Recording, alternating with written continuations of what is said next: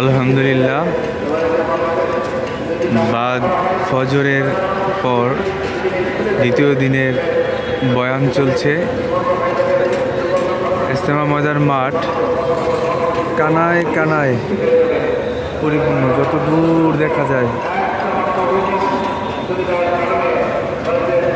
যত দূর দেখা যায় দু চোখে কানায় কানায় পূর্ণ,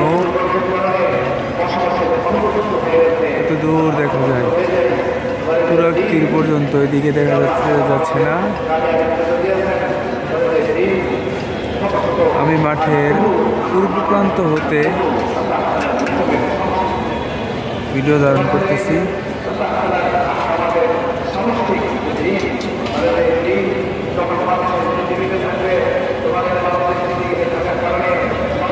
বিশ্ব ইজতেমা সফল হোক, সবার কাছে দোয়া চাই যে বিশ্ব ইজতেমা সফলতার জন্য সবাই দোয়া করবেন।